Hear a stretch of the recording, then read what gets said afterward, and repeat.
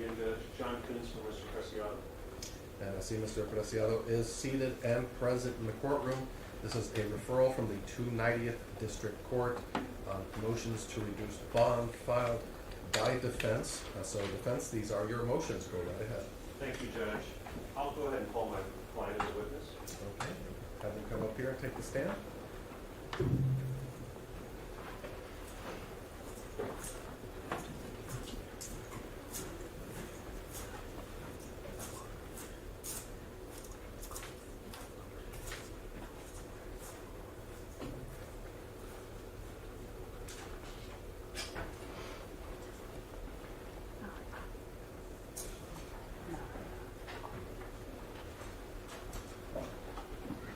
Mr. Preciado, can you raise your right hand, please?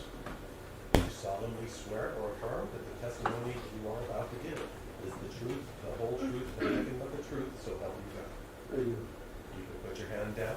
Make sure to speak up, speak slowly and into the microphone. Make sure not to speak over either attorneys during the questioning. The court reporter can only take down one person speaking at a time. Yes, sir. And with that, defense, your witness. Thank you, Judge. Mr. Preciado, do you mind if I call you Ramon? No, sir. Ramon, how long have you been in custody now? 6 months. And you've had some health problems while you've been in custody, is that correct? Yes, sir. Including last month in May, you were hospitalized for 5 or 6 days, is that correct? Yes, sir. My heart was give out and kidneys due to over medication and wrong medication. So at the jail, they were giving you the wrong medication and you were over medicated? That's correct, sir. Do you recall the names of those medications that they gave you? Losartan mixed with something else. I don't remember right off. And to get taken from the jail to the hospital means that you must have been exhibiting some pretty severe symptoms. My potassium was 2.5, 2.6. So it's pretty serious. It makes your EKG, and it throws your heart off rhythm. So it makes your beats way off. So it makes the EKG kind of, you can see your heart could explode type. Was that a very scary situation for you? More than you know. Now, that you got out of the hospital, I think, on May 5th and came back to the jail. Is that correct? That's correct. It hasn't been smooth sailing since then, has it? They're kind of experimenting with the medication again. She kind of had it a little bit there, and then it started getting off whack again. How I do could you always How do you still feel? shaky with them. She got me up to 100 milligrams, and she said the doctor gave me for 50. She's up to 100. Who is she? The nurse practitioner. So it has you at 100 milligrams of Losartan? When I got out of the hospital, I was up at 50. She got me at 100. So, and then she added Losartan, 5 milligrams. So she added an extra pill on top of what I'm taking already. So the nurse practitioner is giving you 100 milligrams when in reality the doctor at the hospital, an actual medical doctor, recommended 50.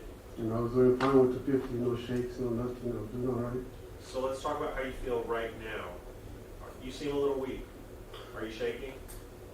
And it's not just from nerves, right? It's always the nerves, but it's not just the nerves. You seem a little weak today. Not myself. Do You know what I do for a living? I have a lot of strength in my hands, but not lately. Because of the medications, you think?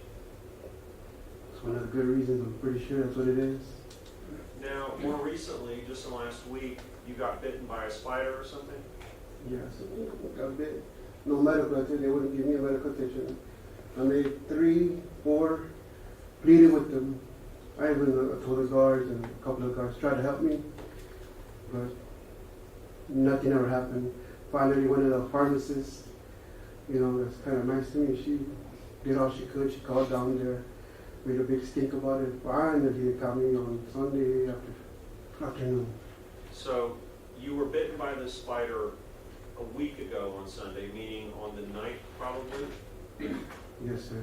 And you didn't receive treatment until yesterday? I got put in a sick call right away because we have the family in the medical industry, and I know what a bite looks like right away.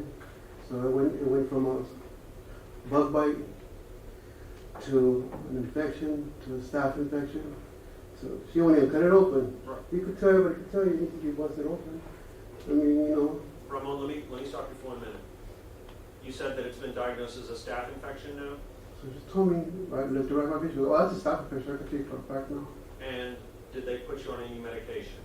She gave me antibiotics and some kind of painkiller or something. And that was yesterday after a week of this bite getting worse and festering. That's correct. I didn't get my medication until last night. 11 or something. Ramon, we've had another bond reduction hearing on you a few months ago. Do you remember that? When we came to court trying to get your bond reduced? And the bond was cut down a little bit. In the meantime, has anything changed in your family dynamic in terms of the amount of money that you have available to get you out of jail? Have you won the lottery? No, sir. Did the Publishers Clearinghouse come in finally? Not even close. All right, so your financial position is actually probably even more dire than it was a few months ago, is that correct? I'm the one that makes the money, so And- no me, no money. And your wife is locked up, and your son is locked up. My whole family, they're there. So nothing has changed with regard to your financial situation that would suddenly allow you to be able to make these bonds that total several $100,000, is that correct? That's correct. It's got worse. Ramon, do you have a physician on the outside, Dr. Wynn. Dr. Wynn? And he's been your physician for some time, is that correct? Yes, sir. Are you concerned with the continuing health struggles that you're having at the jail? I'm very concerned. I mean, having your heart offbeat like that, I mean, if anybody knows anything about medical, they'll scare, you know, it's pretty bad, offbeat, EKG going crazy, I mean, very scary stuff. You know, our kidneys not working like they should. You know, it's very frightening stuff, even for a strong guy, big guy, I mean. Now, does it also concern you that when you went to the hospital last month, they gave you a prescription at a certain milligrams and levels and things, and now a nurse practitioner has doubled it? Definitely, and I told her I can't take metformin. She goes, well, he gave it to you. She goes, I said, well, he was giving me insulin. He just said that you said that metformin, but I said I cannot take that because I've had previous issues with that. And let's remind the judge about the pre-existing medical conditions you had before you were arrested. What diagnoses did you have at that point? I was diabetic and high blood pressure. Cholesterol's always been high. And were you already being treated for those conditions? Yes, sir. I was doing good. Overweight, but good. I lost so much weight now, I don't even know what's going on. And again, no one in your family or in your close friends or anything is able to make these bonds at this time. Is that correct? That's correct. Would someone in the outside be able to make a bond if, say, the $350,000 one went down to $40,000 or $50,000? I think so. Yes, sir. And the $100,000 bond, if it went down to, say, $10,000, do you think someone could get Yes, you sir. out? Is that what you're asking the judge to do? Yes, sir, I am. I'll pass the witness. State your witness. Mr. Preciado, Yes, sir. just to be clear, when were you hospitalized at the hospital? I don't have the dates in front of me. It was not even a month ago. So would it surprise you to know the records reflect it was May 1st, the first week of May? It was a week, I suppose to tell you. And what was it that caused them to take you to the hospital from the jail? Potassium, 2.6, 2.5. And, Overall, over a 2-week period, which is very dangerous, as you would know. and so prior to that, you'd been having some issues with like cold symptoms? Prior to that, I was sick for a whole month, and again, no medical treatment. I didn't even get an aspirin. Finally, they gave me something, and I told them I can't be taking Tylenol like that. You know, as it is, I can't have to take no pills at all. I don't like pills in my system unless I have to. But when you say you were sick for a month, that you were dealing with like cold-like symptoms? Flu-like symptoms, yes, sir. What kind of symptoms were you dealing with? Headaches, fever, coughing, You have runny nose? runny nose, congestion. And at some point they treated you with Tylenol. That's correct. You didn't believe that was correct? No, sir. I didn't just have a headache. There was other things going on. You know what I mean? And when you're taking other medicine, you shouldn't take Tylenol. It damages your liver, especially if you're already on blood pressure. Sorry, what were you gonna say? Okay. Or if you're taking other medication, it's told me before not to take Tylenol if you're taking other stuff with it. Especially blood pressure and sugar medicine, whatever you're taking with it. And this nurse practitioner gave me a list of medicines that I wasn't sure what I was taking. So that made me even more nervous. I think it would make you nervous too if you're taking a bunch of medicine. You seem like you're a lot sharper than I am. I'm sure you probably would know more than I would, but I don't have that privilege of knowing exactly what she had. She didn't write it down for me. But I am writing it down now. So when you're going to the medical unit over at the jail, that is a unit that is operated by the University Health System? Yes, sir, it is. And at some point you were seen there due to low potassium. Is that what you testified earlier? Yes, sir. Okay, how did you present yourself how did you end up in the medical unit for that? How did I end up? How did they end up taking you down to the medical I unit for that? pleaded with the lady to give me blood work because I was feeling weird. I was going to pass out. Couldn't even see right. I had several falls. I kept telling her something's going on. And finally I told her, hey, I got people in the medical field. I'm going to, they know people. They're going to start calling around. They're going to find out that you're not helping me. You have to do some kind of blood work. You can't just look at a car and say, oh, engine's gone. No, you got to check the oil. Excuse me? Did they do the blood work? I begged her for it, but yes, she finally did the blood work and she saw what it was, and she rushed me down to get an EKG as soon as that happened. So when your blood work came back that you had low potassium, did the jail attempt to treat that in the medical unit? She attempted to give me some pills yesterday. She gave me potassium something and again increased my medication. So they attempted to address the issue of low potassium by giving you supplemental potassium. I would say I was true. Yes, sir. And how long did you take the supplemental potassium before you went to the main university hospital? She took blood work like 7 to 9 times over a 2-day period, 3-day period. She had me there from the morning to the afternoon just taking blood. And what period was that? I'm sorry. I don't know, from 2 to 3 days. Okay, they took your blood 7 to 9 times in a 2 to 3 Yes, sir, they did. Yes, sir, they did. I even had the marks to show you. And then she told me that potassium's still dropping, that it feels like it's not having an effect. She was going to give you an EKG now. That's when they gave me an EKG. And at that point, is that when you were transferred over to the main university hospital? I think that afternoon I was. I she did blood work one more time. Because that sounds like the jail medical unit was pretty attentive to what was going on with you at that point. Would that be a fair assessment? Oh, I didn't say she wasn't. She was looking out for me then, but she was already in a panic. It's like you set the house on fire. Well, now she's panicking. Of course, because she had me laying there in a stretcher. Because they took your blood multiple times, up to 9 times in a 3-day period to Yes, sir. that potassium. Yes, sir, and I gave her props for that. She did. And then once you were over at university, you did some tests while you were there, correct? That's correct. Did you do an EKG while you were over at the university hospital? At the hospital, at the medical center? Yes, sir. Do you remember what the results were from that? No, so they don't give me the results. The doctor didn't talk to you about it? They'll talk to me, but they don't give you a lot of results. Again, I don't know what kind of contract you have with them. They don't give me a lot of information, just that we're going to do this next. We're going to do this next. Okay.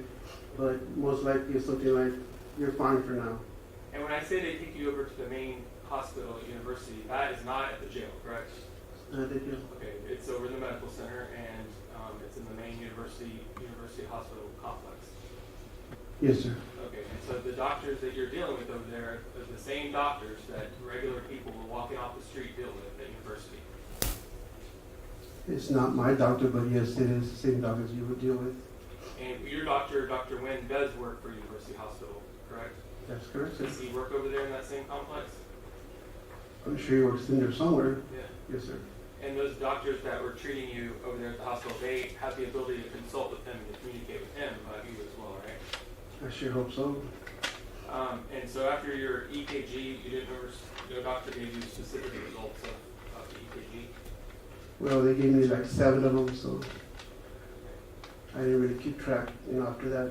What, in your mind, what was the result of your EKG, if you know? I was a little confused because they would send me for a stress test and they would give me a sonar on my heart and my kidneys. It's kind of frightening stuff. When somebody, the doctor walks in and tells you, oh, we need to do a sonogram of your heart now. We need to do a stress test. This makes serious, you could actually walk out of here. Well, you've been, It's scary stuff. And then they tell you the same thing about your kidneys. Due to some medication, it just, you see the same thing happen over and over again. And it's happening to me again right now. She's up to 100 a sergeant. And I'm not saying it's your fault. It is what it is. She's learning. I give her that. But, man, I hate that she's learning on me, you know what I mean? well, It's real scary stuff. I know, sir. My question to you was, what was the result of your EKG? Which one? The one that you had over at the main hospital? They gave me about 7 of them. Okay, but what did they tell you about the results of the EKG? I just told you, sir, they told me I need a heart test. Stress They test. did a stress test and a sonogram on my heart, like you would do on a pregnant woman, but for the heart. And that's the first one they rushed over to do. So, would it surprise you to know that according to your medical records, the result of your EKG that you had over there at the hospital was overall that things were normal? Thank God. That wouldn't surprise you. I didn't say it would surprise me. I'm just thank God that I'm okay. I thought maybe she was going to kill me. I mean, I hear what you're telling me, and I understand what you're telling me, and I'm glad to hear it. But that's neither here nor there. If somebody's giving you a medication that's bad for you, it's going to keep happening to you over and over again. It doesn't matter if the battery's good now. If you keep running the car the way it is, it's going to run out of juice. so, You're going to kill the battery. You know what I mean? so it wouldn't surprise you to know that your EKG results indicated that your right atrium was normal in size. Does that surprise you? I have not heard of it. Have you heard, did they tell you that your right ventricle was normal in size? He said that he found everything on the stress test to be good. Okay. Well, I haven't gotten to the stress test yet, so I'm just talking about the EKG. I didn't really, to tell you, they didn't really go over to that with me too much. They don't go over little stuff like that for me. They want the big results. So it's not surprising to you that these things they look for are all normal in size and that your systolic function was normal as well. I'm just happy to hear it. So then you did the stress test, and can you tell us what that entailed?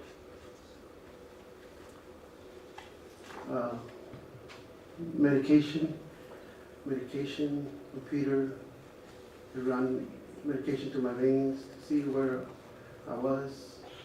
And at the same time, they run an EKG through the system to let me know exactly where my heart is. If it's pumping the way it should. They put you in a mode like if you're exercising, like you were going, like if you're out of breath. All right, so they kind of put some, let you do some exercise and see how your heart reacts to that. It's a chemical based, Yeah. same effect. They inject a chemical in so they can monitor that on the screen. Well, again, the guard didn't give me my medication the last 2 days, so when I went, my blood pressure was high. So when I explained that to him, he said, well, you gotta go get it from him. I said, well, I can't give me if he doesn't have it. Only the pharmacy can give it to you. And if he doesn't call me, there's no way of me knowing. So do you, after doing the stress test, how did that go for you? The stress test? Did you react to it in any adverse way? It felt like your whole body's like kind of like lifting, like kind of pushing out. Weird feeling, never felt that before. I don't know, I just never had one done, I don't think. But they were monitoring you during that whole time, during that test, right? Yeah, a little shaky though. You didn't pass out or anything? Just really shaky when my knees were buckling when I stood up. Like I guess anybody would, I'm not used a test like that. Did you have any chest pain while you were doing that test? It wasn't no chest thing. I just was when I went like that. She got worried.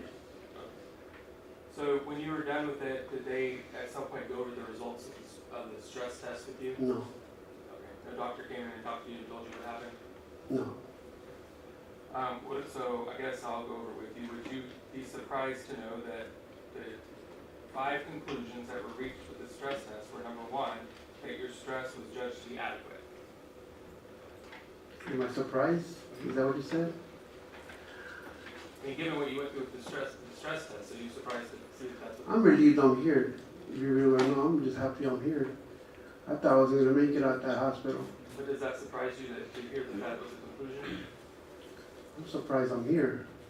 Does it surprise you to know that the resting hypertension was with normal blood pressure in response to the stress test? The nurse practitioner kind of went over it. No, she kind of went over it. If that's what you're asking me.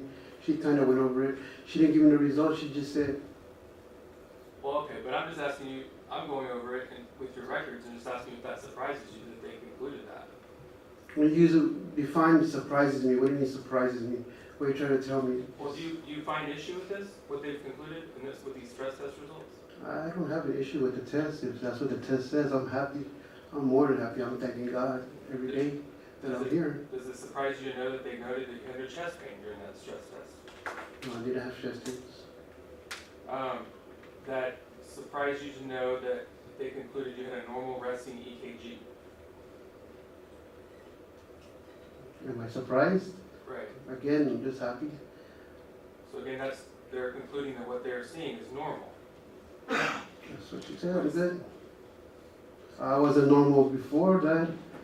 You gotta remember this, 3 weeks later, a month later, you're reading results, you're saying that when I took the test, but you gotta remember, there's time elapsed between, you know, if you put air back in the tire, then the tire's back good again. You understand what I'm telling you? Does that make sense? But that's why they do the stress test, because they want to see how your body reacts with a lot of stress, right? Specifically how your heart reacts to that. But I was back on the medication I needed to take also. So that goes back to what we're saying.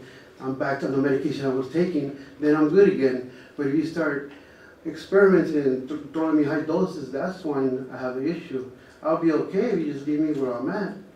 But they keep it throwing me different medications, and that's what's hurting me. That's what's messing up with my liver. That's what's making my kidney go crazy. That's what's making my heart off rhythm, because they're giving me, not you personally, but the nurse practitioner. I know she's learning to understand that. Everybody has to learn, but she's throwing my heart off. I mean, that's scary. If that was happening to you, you'd be madder and madder. There's nothing I could do about it, but y'all can. You know what I mean? And I'm sitting on this side of it. So the only thing I could do is tell you what happened to me in my story, and tell you every time I get that medication, it starts having that effect on me. That's all I'm saying. But this stress test that they did it shortly after you went over to the main hospital, right? 1, 2, 3 weeks later, I think. What's the date on there? I mean, I don't have it in front of me, but it wasn't right away. It was after I left the hospital. That must have been 3 weeks later.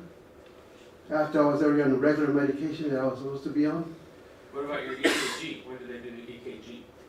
They should have done that day. When you went into the main hospital? When I went into the main hospital, it was a different time. They did several EKGs, maybe 7 of them. And we went over those earlier about the results. Yes, sir. Everything was normal. That's correct, yes, sir. Okay, so if there was some issue with your medication, it would have showed up at that point in the EKG. That's a true statement, but I only can tell you what the medication they gave me, how it has an effect on me. I can't tell you why they did this on this date or this date. I can only tell you the effect it has on me when I start taking it long term. It might not do it from one day to another, but it will do it. That's how the medication works. It takes more than a day for it to have effect. So if I'm on the medication for 2 or 3 weeks and I start feeling normal and then you change it on me, well, of course, there's something's going to happen. And That's all I'm saying, sir. That's all I'm saying. what changes were made to your medication while you were admitted over there at University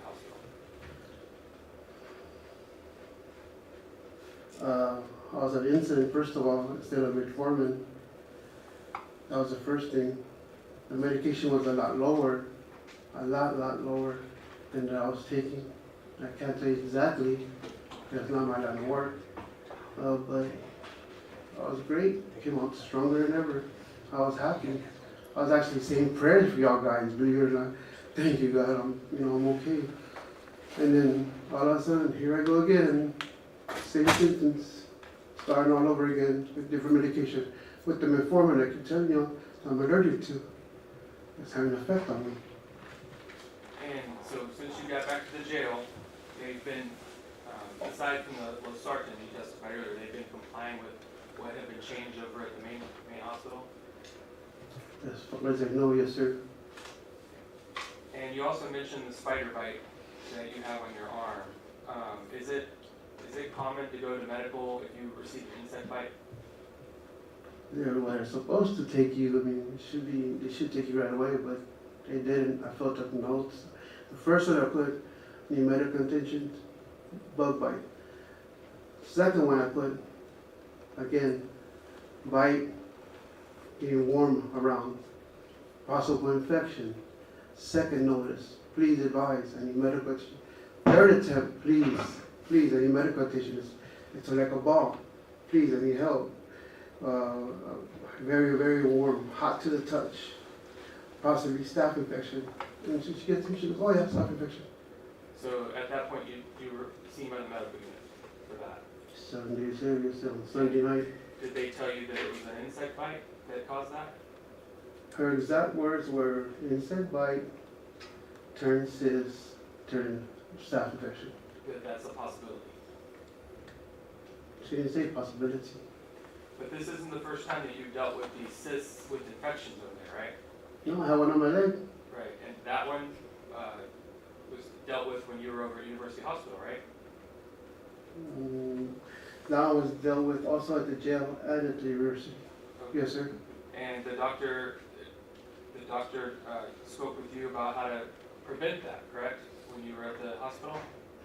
Yes, sir, you did tell everybody you can't prevent a bite. You get bite, you're gonna get bit. That's just the way it is. Like a mosquito bite, just the way you can't prevent it. I could put all the off I want, you might still get bit. Well, I know, but we're assuming that you had some sort of insect bite that caused this latest infection, right? We don't know for sure what happened or what caused that. Well, you can pretty much see for yourself it's a bite, however you look at it. A bite's a bite. I mean, you can't deny a bite. I didn't do it to myself, and I didn't put a bug up on me, you know what I mean? It bit me, so I don't know how it bit me. And believe me, don't think I would want to get bit. Nobody wants to get bit. No, of course not. But what I'm trying to say is you're kind of assuming that that's what caused it. It could have been similar to the earlier one you had. Judge, I'm gonna object, that false speculation. One on my leg and one way up here. Hold on, sir, I haven't ruled on the objection. Sorry. I'm gonna stay. And Mr. Preciado, tell us about the one you had on your leg. I had one on my leg. I mean, I don't know, one day it was there. You know what I mean? I didn't feel no bite on that one. One day I had something on my leg and I reported it. They said, don't worry about it, I'll be all right, I'll go away. Then it go away. Got bigger and bigger. And that's something that eventually you depressed, or was it?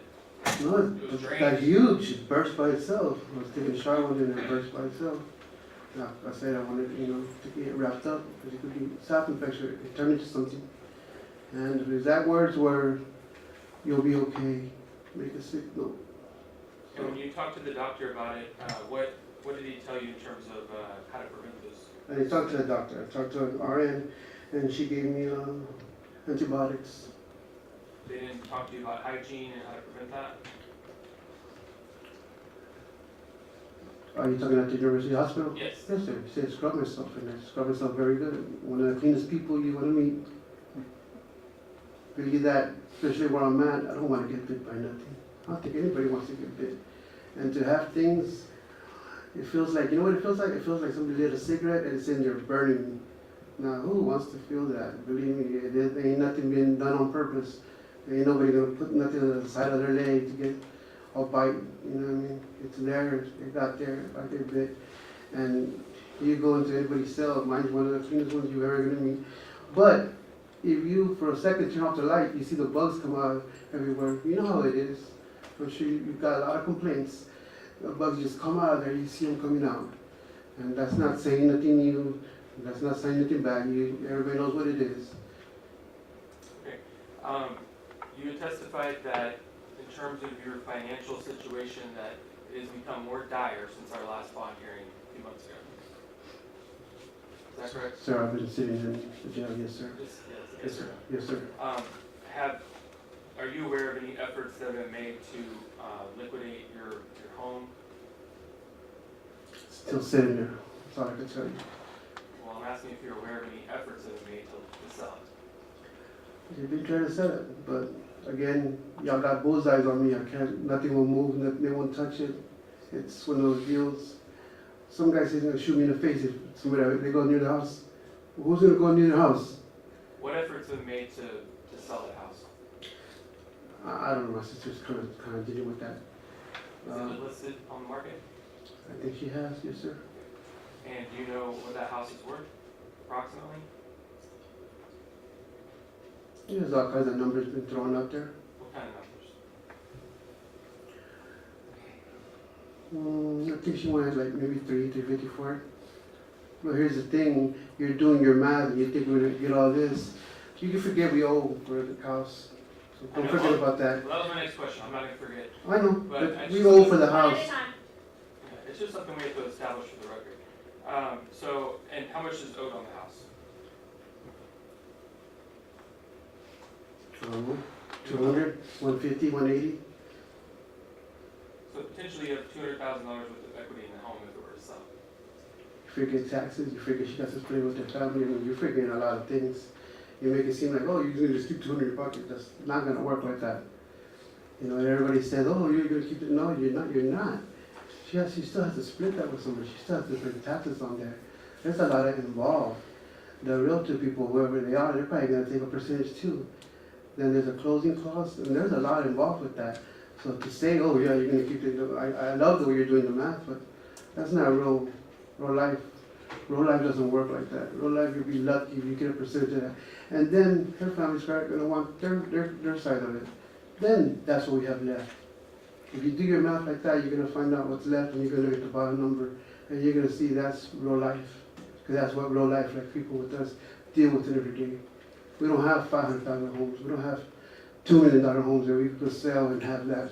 We don't have that. And good, God bless the people that have it, but we don't have that right now. And I'm just talking about your home, no one else's. I know, I'm just letting you know.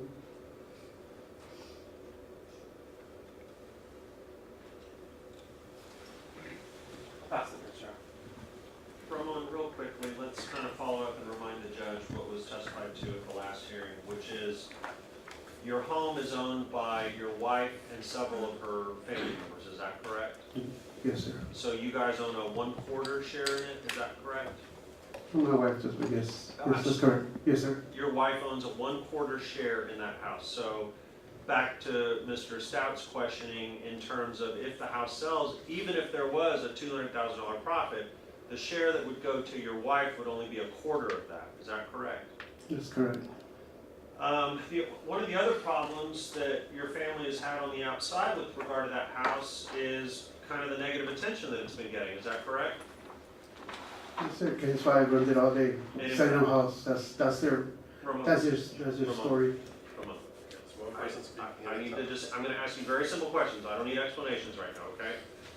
One of the issues has been, there's a neighbor across the street who has it on 24-hour loop video showing the front of your house, is that correct? That's right. And people are making comments about it all over online, is that correct? That's correct. People are making threats to you and your family, is that correct? That is correct, sir. And apparently, it's so out there in the world that anyone that's looking at that house immediately is informed of the significance of your house.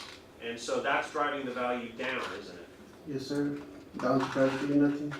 Now, the other thing I want to talk about, just briefly, is when you were taken from the jail to the University Hospital for evaluation and treatment on May 1st, the main reason you went there was because of the low potassium, right? Yes, sir. And the side effects. That's correct. And when you got to University Hospital, they confirmed that you had dangerously low potassium, right? Yes, sir. And in fact, in their own notes from May 1st, they mentioned that you had been in your usual state of health until about 3 weeks ago. At that time, you developed flu-like symptoms, which subsided after initiation of Mucinex and Tylenol. Then you had a follow-up with the jail provider last week, which would have been the last week of April, and you were noted to have hypokalemia. They gave you oral replenishment, but it failed, and multiple repeat labs showed you to be hypokalemic, right? Yes, sir. That's when they took you to the hospital. That's correct. And it's not like you walked into the hospital, they gave you some shots, and you walked right back out, right? No, they were scared to say that. You were there. Lucky walked in, yes, sir. You were there for, I think, 5 days. And they ran a ton of tests on you, right? That's correct. Ramon, in general terms, has your health gotten better or worse since you've been in custody? A lot worse. And whether the cyst on your leg was due to something you could have controlled or not, you still had it, right? Yes, sir. And now you have the staph infection on your arm. That's correct. You're asking the judge to lower the bond so that you can get out, so that you can try to not have your health continue to deteriorate. Is that correct? That's correct.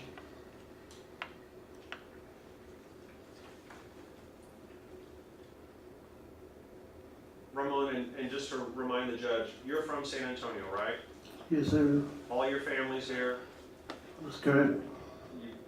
You don't have any intention of going anywhere or fleeing or anything like that? My family's in Bear County. Ain't got nowhere to go.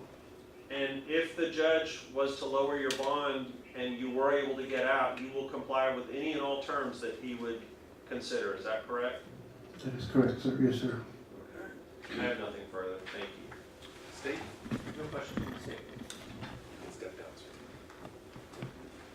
And that's it as far as witnesses from us, Judge? So you rest at this time? Yes, Judge. See? I do have some minutes to offer for the record. Give me 1 second. Excuse me.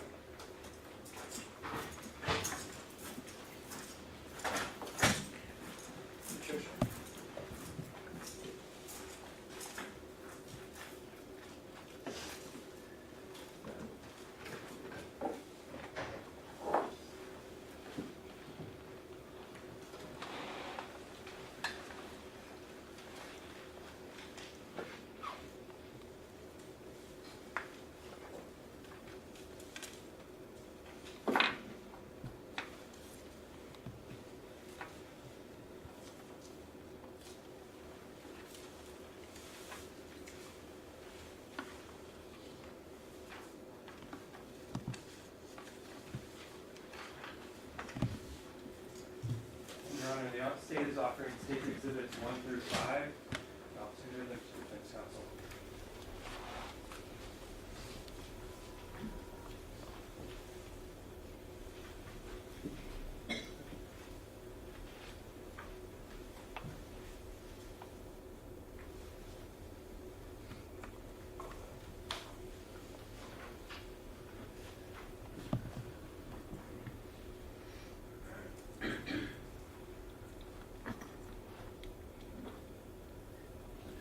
No objection. States exhibits 1 through 5 are admitted for the purposes of this hearing. And can we approach real quickly? Sir.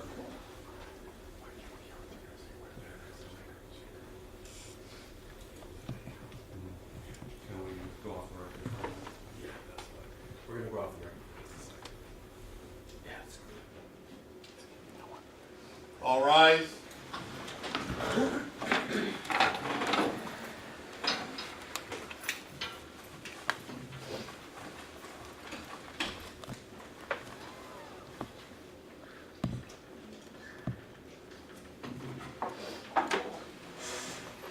Sit down. You may be seated.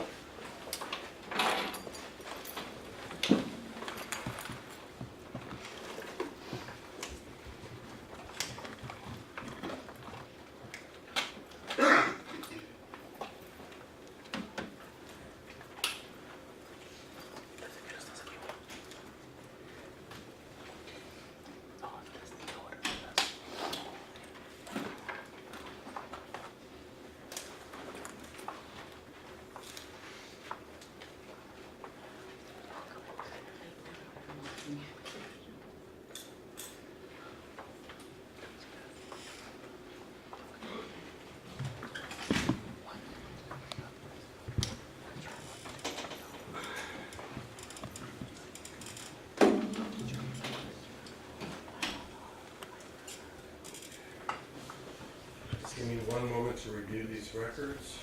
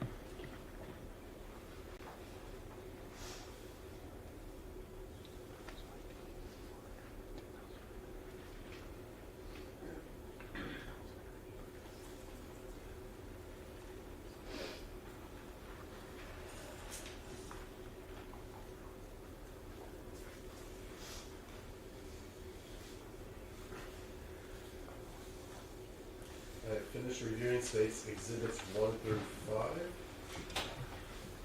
State any other evidence you'd like to present? Very ridiculous. And I will entertain argument at this time. Just briefly, Judge, I will direct you to Section 8 of each of the motions that I filed, in which I list what the typical bond amounts are for these levels of felonies. With regard to 2024 CR 4075B, this is a state jail level offense. as this court is well aware, these bonds are typically in the $2,500 to $10,000 range. As of right now, it is $100,000, which, as I pointed out, is between 10 and 40 times the amount of a normal bond, which is oppressive. It is excessive as well. With regard to 2024 CR 4074B, the bonds for this level offense are typically in the $10,000 to $50,000 range. And as I point out also, as it currently sits at $350,000, that is between 7 and 35 times as high as a normal bond would be on a case. And Judge, I hate to say it, but I think we all know why the bonds are this high, and it's because of those cameras right there. And because of the media attention that this case has gotten. If this case had not gotten this level of media attention, I think that the bonds would be at appropriate amounts. But unfortunately, because of a variety of reasons, there has been an amazing, incredible amount of media attention on this case, and it's been to his detriment. As you know, I'm court appointed on this case. I'm not retained to represent him. He does not have the money to afford a lawyer. He certainly doesn't have the money to afford the bonds at the levels that they're at right now. Based upon what you've heard today and also at the hearing a few months ago, we would request that you do lower these bonds, and we would request that they be lowered to something more appropriate for the level of these offenses. I've requested $25,000 on 7-4B and $10,000 on the other one. If the court is not inclined to go that low, my client would also appreciate any sort of reduction, but clearly the amounts in the hundreds of thousands of dollars for what are, one of them is a very low level offense, and the other is a mid-level offense. It seems excessive and oppressive because it's intended to keep him in jail and not allow him to be released ever. And as you've heard today, Judge, given the health problems that he has, and you can just take a look at him, he's lost a bunch of weight. He doesn't look well compared to the last setting that we had. And my fear, of course, is that he's going to continue to deteriorate and have further health problems in the jail that go untreated or delinquently treated. And so, based on all that you've heard today, please, Judge, we'd ask that you lower these bonds. Thank you, Your Honor. And I would like to ask the court to take notice of the prior hearing evidence that was admitted in that hearing, also the court's record. And I think it is unusual to be coming back for another bite of the apple when the court's heard a lot of this evidence 2 months ago. And so I think I'd like to focus on what has changed in the last few months. And our defense for Mr. Preciado to talk about his health situation that has changed in the last few months. What's really changed in the last few months is that this case was indicted and his legal situation has become much more dire. When he was arrested, he was facing a state jail charge of abuse of the corpse, as well as what was charged as a second-degree tampering case. And since he's been indicted, he has been indicted with 5 different counts under that tampering statute, and 3 different counts under the abuse of corpse statute. In addition, he's been indicted as a repeat offender because he went to prison in the past, federal prison, and so the maximum that he's looking at in this case, on that tampering case, is from 5 to 99 years or life, and that did not exist in certainty when we had our last hearing. That's how he was indicted at this point. So now he's looking at from 5 to 99 years or life on that case. And I know that's an important factor that the case law instructs the court to consider in these situations. Specifically, the ex parte Rubach case, which is 611 Southwest 2nd 848, is the seminal case from the Court of Criminal Appeals regarding these factors that are looked at in bond reduction hearings. And one of the main things that are looked at, one of the primary factors is the length of the possible sentence that he's looking at. And in this case, it's one of the highest that someone could serve, which is life in prison, potentially. In addition, the case makes it very clear that the defendant's ability to make bail is not controlling, but is only a factor that the court considers in making their determination. And also that any aggravating circumstances would be looked at. And the reason there's a lot of media attention is because there's aggravating circumstances in this case. Some of the most aggravating that many of us have seen. It's a triple capital murder. That's how it's indicted, that he was involved in. And so there's no surprise why it gets attention, but I think that that should weigh that seriousness of that offense, that he helped conceal and cover up should help, should be instructed to the court as to what sort of bond is appropriate in his situation. And again, as I mentioned earlier, his criminal history is to be considered, and he has gone to federal prison in the past for a firearm-related offense.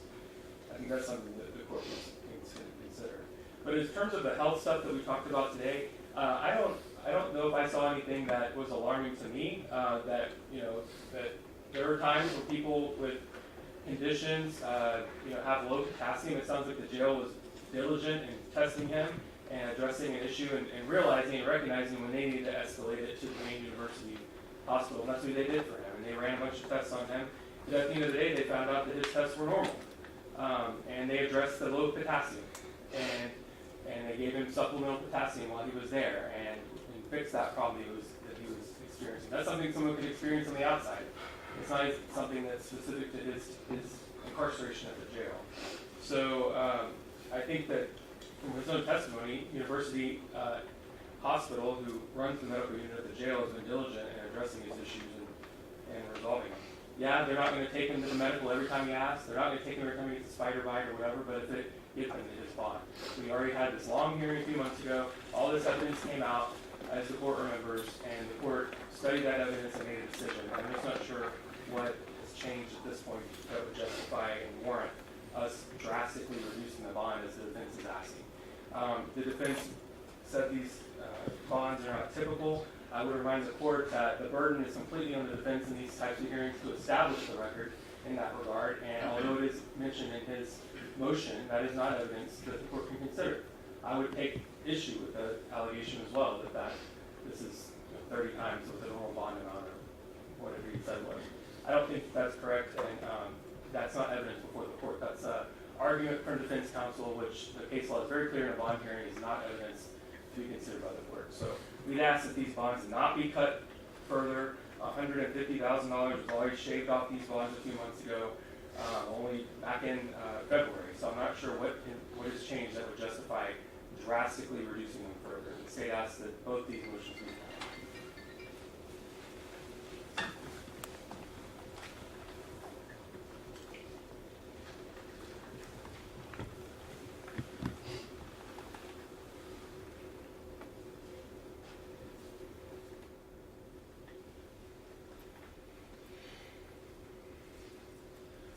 Cause numbers 2024 CR 4074B and 2024 CR 4075B.